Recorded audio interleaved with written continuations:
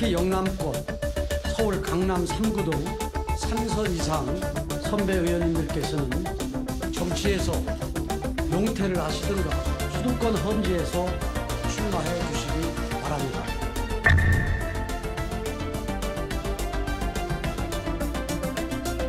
국민들의 걱정을 점점 끼쳐드리는 그러한 사태에 대해서는 그런 분들은 공천에서의 그 감점과 공천 부적격자로까지 해서 이번에 공천으로의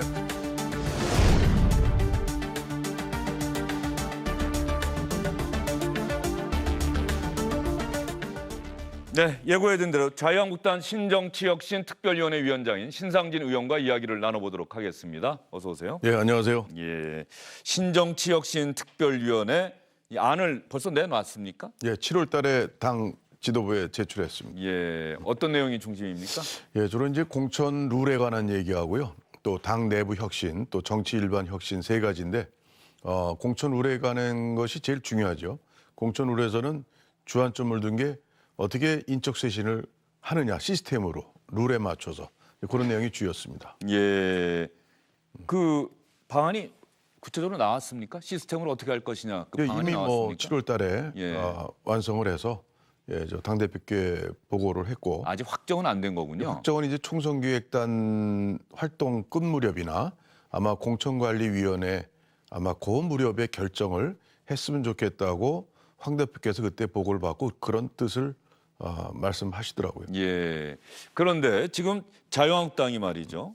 조국 전 법무부 장관을 둘러싼 논란이 될 때는 자유한국당 인기가 좀 올라가는 듯 하다가 이제 사퇴하고 네. 그다음부터는 자유한국당 지지도가 자꾸 내려가고 황교안 대표가 영입하려고 했던 박찬주 전 육군대장은 결과적으로 본인의 어떤 발언 때문에 자유한국당에서도 사실상 영입 의사를 철회했다 이런 얘기가 나오고 있거든요. 네. 뭔가 지금 내부가 우왕좌왕하는 것 같다 이런 얘기들이 많아요. 우왕좌왕 안 하려고 하다가 우왕좌왕하는 좀 모습으로 결과적으로 됐는데 우리가 자유한국당이 지지율이라는 게 탄핵 사태 이후에 사실은 굉장히 많이 허약해졌죠.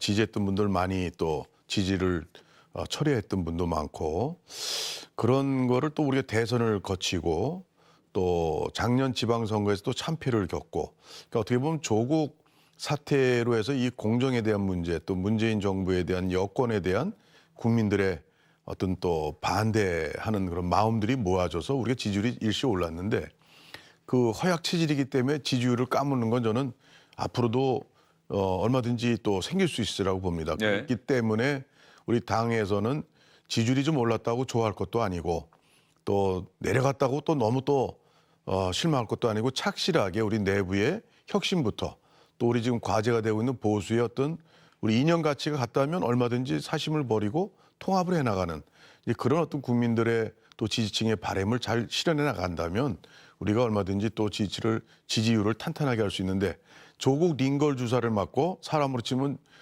환자가 조국 링걸 주사를 맞고 잠시 반짝했다가 링걸 주사를 빼니까 다시 원기 회복을 좀 못한 것 같아요. 그래서 앞으로 저에게 주어진 과제는 이 혁신의 과제를 어떻게 정말 진정성을 가지고 실질적으로 하느냐. 그리고 공천 문제 이런 것도 어떤 그 읍참마속의 정신으로 우리 그 당 지도부가 또 황 대표께서 하시느냐. 이런 문제에 좀 많은 관건이 있다고 생각합니다. 지금 말씀하시는 거 들어보면 혁신과 통합이라고 하는 이야기가 절로 생각이 나는데 네. 말이죠. 그 이야기는 처음 나온 이야기도 아닙니다. 정말로 좋은 말인데 그걸 정말 하기가 어려운 일이거든요. 혁신과 통합. 그러면 일단 통합과 관련해서 아마 잠시 뒤에 황교안 대표가 긴급 기자간담회 열어서 보수 대통합에 대한 구상 아마도 뭐 총선기획단 당 안에 기구를 만들어서 대통합 이거 한번 해보자는 얘기를 할 것 같다는 그런 기사가 지금 떴거든요. 그런데 보수 대통합이라고 하는 것은 좋은데 그러다 보니까는 우리 공화당이나 바른미래당까지 근데 우리 공화당과 바른미래당에 있는 분들이 함께 같은 당에서 일할 수 있을까요? 거기에 우리 신상진 의원께서는 동의하십니까? 저는 이제 거기에 과정이 필요한데요.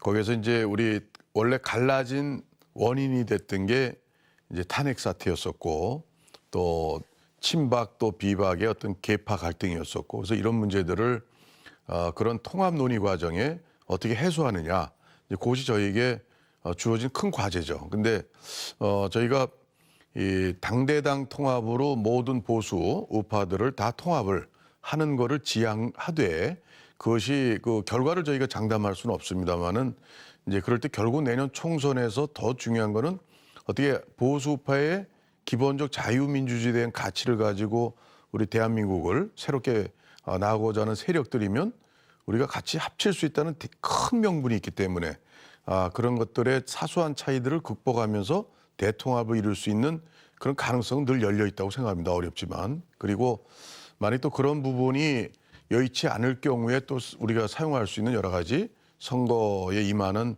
그런 뭐 선거 연대라든가 여러 가지 방식은 있기 때문에 그렇습니다만은 제일 중요한 거는 그런 1 더하기 1에서 2가 나오는 이 산수가 아니라 우리 자유한국당이 잃어버렸던 국민의 어떤 신뢰를 또 문재인 정권의 실정으로 해서 국민의 지지를 문재인 정권 지지로부터 떨어져 나오는 이런 또 국민의 마음을 살 수 있는 그런 또 우리 당의 변화와 혁신을 이루느냐 못 이루느냐가 사실은 통합 이전에 더 중요한 가치라고 생각합니다. 예. 결과적으로 황교안 대표에게는 하나의 시험대가 되겠죠. 통합을 이뤄낼 수 시험대가 있는지. 될 겁니다. 예. 그런데 신상현 의원 지금 말씀을 들어봐도 시청자분들이 좀 구체적이고 좀 뭐랄까 쉽게 좀 말씀을 좀 하시면 좋겠다는 생각이 드는 게 어쨌든 간에 그럼 신 의원께서는 과정이 중요하긴 한데 우리 공화당 바른미래당 원래 자유한국당 한 식구였던 사람들이 다시 합치는 거 이걸 지향하시는 거예요? 예, 제가 볼 때는 우리 황 대표께서 지금 지도부에서 아마 그런 두 정당들과의 어떤 그 통합론이나 뭐 만남이 공개되지는 않았지만 그런 것들 아마 해오시고 있지 않나 싶어요. 그래서 그런 부분이 오늘 아마 기자회견 통해서 아마 또 뭐 몇 가지가 더 이렇게 진행된 것에 대한 얘기가 나올지도 모르겠습니다만은 저는 뭐 쉽지 않은 일을 또 해내는 게 또 우리 또 정치권에 우리 또 보수 제1야당에 주어진 또 내년 총선을 승리하지 않으면 안 되는 이런 절박한 우리 한국당의 입장에서는 어렵지만 성취해내야 되는 과제라고 보죠. 근데 사실은 거기서 저희가 꼭 짚고 넘어갈 게 서로의 차이를 그래서 바른미래당은 또 우리 공화당에서 얼마나 또 서로 간에 이 차이가 크죠. 그래서 그런 것을 메꾸는 게 우리 한국당이 중재를 해서 같이 하나의 큰 틀로 묶어낸다면 아마 보수 우파의 국민들도 지지를 보내고 또 중도층까지도 아마 저 정당이 그런 어려운 걸 해냈으니까 이런 국정이 어려운 것도 앞으로 맡겨도 되겠구나라는 신뢰 회복의 계기가 될 수 있다고 생각합니다. 그래서 통합이 이루어질지는 모르겠습니다만 또 이루어진다면 그게 과연 확신하는 모습이 될까요? 거기에는 이제 그게 좀 모순되는 그러니까 그게 현재 모습 그대로 통합이 된다면은 아까 말씀드린 뭐 1+1 해가지고 2가 되는 그런 산수라 과연 국민이 그런 기계적인 어떤 통합으로 해서 과연 지지를 이렇게 많이 주시겠냐 이런 데서는 저는 장담은 못합니다. 단지 그런 과정이 우리 당이 또 보수 우파가 가졌던 그동안의 자당의 대통령의 탄핵 사태 이후에 전후에 보여줬던 그런 모습들을 좀 우리 극복하고 씻고 그리고 그걸 변해서 뭔가 하겠다는 가치 제시를 또 국민 앞에 해야죠. 홍준표 전 대표가 오늘 페이스북에 올린 글을 보면 지난 총선 때 이야기를 합니다. 이른바 진박 감별사로 활동했던 각 지역별 의원들의 이름을 이니셜로 표기를 했는데 뭐 조금만 관심 있는 사람들은 누구를 얘기하는지 다 알겠더라고요. 알죠. 저도 알겠더라고요. 그러면서 결국 황교안 대표가 이 친박계 의원들, 진박 감별사 자처했던 의원들 틈에서 정치 초년생인 황교안 대표가 과연 그 사람들 이겨낼 수 있느냐? 나는 못 이겨낸다고 본다. 이런 비판의 글을 올렸더라고요. 거기에 혹시 동의하는 내부 지지자들도 있지 않을까요? 어떻게 보십니까? 글쎄 뭐 저는 그 황교안 대표 하기 나름이라고 봅니다. 그런데 아마 홍준표 전 대표가 보기에는 좀 부족하게 많이 보이겠죠. 그런데 중요한 거는 황교안 대표께서 좀 본인이 좀 이 정치에 오랜 이런 노하우가 좀 부족하시니까 좀 참모들이랄까 또 이 의논하는 이 그룹을 좀 더 좀 널리 인재를 쓰고 또 널리 의견을 구하는 좀 그런 것을 좀 광폭 행보를 했으면 좋겠어요. 근데 이번에 인재 영입에서 어떤 보여줬던 논란의 문제라든가 이런 거 보면은 좀 더 황교안 대표께서 지금식보다 좀 방식을 뛰어넘는 좀 그런 방식이 필요하지 않겠냐. 그래서 제가 오늘 아침에 뭐 최고위원 중진위원 연설회가 있었는데 제가 비공개 회의 때 총선 기획단에 대해서도 부족하다. 영남 일색이다. 예, 영남 일색이고 또 친박 또 의원들이 많다. 그래서 저는 이제 네. 친박 비박으로 자꾸 저희가 논의를 하기보다는 그건 어떻게 보면 저희의 아픈 과거를 자꾸 들춰내는 거고 그 자극을 시키는 거예요. 예. 그래서 저는 그런 표현보다도 이제는 황교안 대표에 좀 가까운 사람이냐, 또 과거 공무원 시절에 가까웠던 사람이냐, 아니면 좀 더 그렇지 않은 뭐 저 같은 경우는 사실은 황교안 대표께 전당대회 전에 입당하실 때 1월 달에 전당대회 나오지 않았으면 좋겠다는 얘기를 직접 드렸어요. 예. 근데 저를 이제 혁신위원장으로 전당대회 끝나고 이틀 후에 저를 혁신위원장으로 임명을 하시던데 저는 이제 그런 좀 어떻게 보면 그게 좀 초심이 좀 그러셨던 것 같아요. 근데 앞으로 좀 그런 초심을 자기를 반대했던 사람도 의견을 그 사람의 의견을 듣고 당의 어떤 일에 같이 함께 할 수 있는 이제 그런 좀 행보를 하셨으면 저는 우리 당이 그런 닥친 여러 가지 어려움들을 극복할 수 있는 가장 키를 황교안 대표께서 갖고 있다고 생각합니다. 예. 지난 총선 때 민주당이 했던 게 당시 문재인 대표가 선거는 김종인 네. 위원장에게 맡기고 문재인 대표가 이렇게 물러서는 모습을 보였던 적이 있거든요. 네. 혹시 자유한국당 내부에서도 그런 구상도 한번 해볼 수 있지 않을까 이런 이야기들이 나오고 있는데요. 저는 그 뭐 혁신위원장으로서 하면서 뭐 황교안 대표께 뭐 언론에도 보도가 됐습니다만은 저는 공천에 좀 개입을 좀 안 하겠다라는 그런 당 대표 선언을 좀 하시면 어떠냐. 이제 그렇게까지 했습니다. 그러니까 이제 실제 뭐 당 대표로서 공천에 공천장 도장을 찍어야 되고 뭐 여러 가지 당 대표 역할은 뭐 하긴 해야 되겠지만 이제 우리가 이제 당내에서나 또 당 밖에서 볼 때 지금 말씀하신 저 그런 좀 쿨하게 그리고 우리 한국당이 20대 총선에서 공천 문제로 그렇게 홍역을 알았으니만큼 네. 우리가 그렇게는 하지 않겠다는 아주 강렬한 의지 표현을 좀 하시는 좀 그런 자세를 가지시면 어떠냐 제안을 드렸는데 뭐 고민해 보시겠다 그러고 아직 시간이 남았으니까요. 더 좀 봐야 되는 문제가 있습니다. 예. 김태웅 의원의 어제 기자회견 이후에 아까 조금 전에 나왔던 얘기입니다만 김정은 의원이 거기에 대해서 반박하는 또 글을 올리고 이런 부분들이 혹시 물론 선거 때문에 늘 있는 일이고 또 앞으로 그것을 어떻게 해결해 나가느냐가 지도부의 몫이긴 한데 말이죠.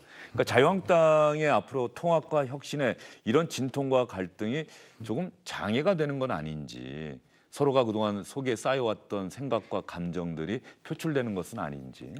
예, 그게 큰 대단한 문제라고 생각지 않습니다. 왜냐하면 그거는 하나의 어떻게 보면 정치적인 하나의 또 이 혁신, 쇄신에 대한 국민 여망과 또 그런 바람들이 있으니까 그렇게 이제 얘기할 수는 있죠. 김태형 의원께서도. 근데 보다 중요한 거는 현실성 있게 하는 게 중요한데 저희는 그래서 공천을 제 생각으로는 혁신위원장을 했던 저로서는 첫째는 룰에 입각해서 해야 된다.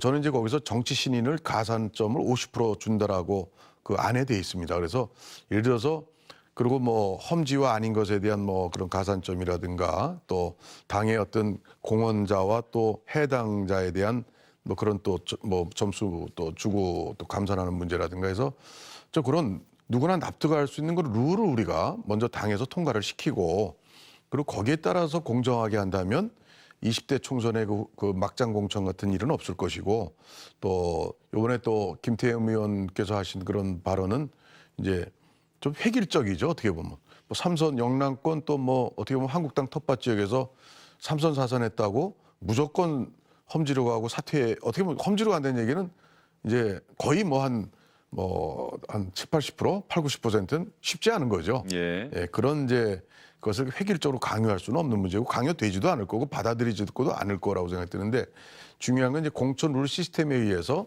정확하게 계량화할 수 있는 건 계량화하고 그래서 평가해서 공천에서 배제를 한다거나 뭐 그런 식의 방법이 얼마든지 있다고 생각합니다.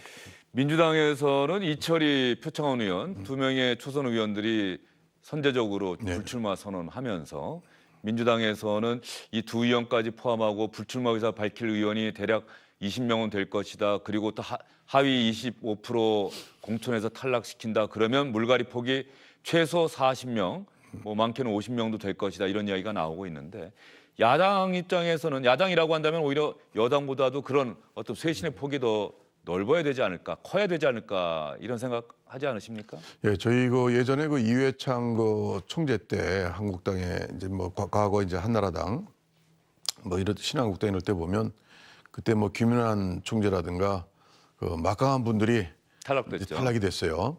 숫자보다도 상징성인 인물을 탈락시키면서 이제 당시 그 당의 이제 뭐 그 혁신적 이미지, 쇄신의 이미지를 아주 국민께 강하게 이제 드렸죠. 그래서 사실은 이제 혁신이라는 게 새로운 인물을 영입하는 것도 굉장히 중요하고 누굴 내보내는 것도 중요한데 그런 점에서 앞으로 저는 시간이 좀 있습니다. 사실 없는 건 아닌데 그리고 집권 여당으로서의 의원들의 불출마와 정말 우리 야당으로서 불출마는 곧 그냥 뭐 광야로 나가는 거죠. 이제 그런 점에서 좀 의원들의 개인적 결단을 내리기가 우리 야당이 좀 더 힘들 수 있습니다, 현재. 그래서 그런 부분은 앞으로 시간이 있기 때문에 좀 더 당의 황 대표께서 좀 나서셔서 좀 그런 설득도 하고 이런 또 물밑 접촉도 하고 여러 가지 그런 아주 예술적인 노력이 진행되면서 저희 야당의 어떤 그 인적 쇄신의 폭을 또 좀 봐야 되고 또 끝까지 공천에 있어서까지 어떻게 공천 마무리가 되느냐까지 좀 최종 봐야 거기에 대한 뭐 잘했다 못했다 평이 나올 수 있지 않을까. 그렇지만 아쉬운 거는 저희도 좀 더 빨리 좀 더 선제적으로 야당이 그런 인적 쇄신의 어떤 그런 이 정말 희생적 모습을 보여줘야 된다고 생각합니다. 예, 홍준표 전 대표가 나는 이제 내 인생의 마지막 정치를 시도할 생각이고 그동안 나는 당으로부터 어떤 도움도 제대로 받은 적이 없다. 혼자 정치를 해왔다. 그러면서 나의 마지막 도전에 누가 이래라 저래라 할 수는 없다. 이런 취지의 글을 올렸더라고요. 내 지역, 내가 어디로 출마하든지. 그런데 당이라고 하는 데서는 그렇다고 해서 홍준표 전 대표만 홍준표 전 대표 마음대로 하세요. 이럴 수는 또 없잖아요. 그 모순되는 충돌되는 상황인데 그 문제가 앞으로 어떻게 해결될 수 있을까요? 뭐 저 같은 경우는 좀 생각하기 어려운 발언인데요. 예. 이 당은 조직이고 또 공천이라는 것은 그 당 조직에서 최고의 결정해 나가는 하나의 중요한 결정 사안이죠. 근데 홍준표 전 대표께서 뭐 본인이 스스로 본인을 평하기를 난 독고다이다 했듯이 좀 약간 그런 좀 기분이 드네요. 그러니까 누구나 뭐 그러면 저 같은 경우도 사실은 당의 도움을 안 받은 사람이 어디 있겠어요. 근데 저 같은 경우도 사실은 당의 도움을 받아서 어쨌든 공천이 돼서 국회의원을 지금 하고 있는데 저희 뭐 경기 성남 중원 같은 데는 과거에 보면은 서울 경기 인천 지역에서 예. 보수당으로서 어떻게 보면 대통령 선거에서 제일 꼴찌했던 득표율이 그런 지역인데 그럼 뭐 서로 그러면 난 도움 안 받았다고 하고 자기 마음대로 이렇게 고향에 가고 뭐 하면은 좀 약간 좀 아마 홍 전 대표께서 좀 화나는 일이 있으신지 예. 표현하셨다고 생각 들고 예, 신 의원님 잠시만요. 예, 지금 이제 말씀하시는데 황교안 대표가 기자간담회 하고 있는데 잠깐만 들어보겠습니다. 25일에 저는 광화문 광장에 있었습니다. 국민들의 절절한 함성을 들었습니다. 위선과 불의를 물리치고 나라를 바로잡기 위해 전국 곳곳에서 달려온 분들의 간곡한 소망을 들었습니다. 가족이 함께 나온 어떤 젊은 부부는 제게 이렇게 말했습니다. 살기가 너무 힘들다.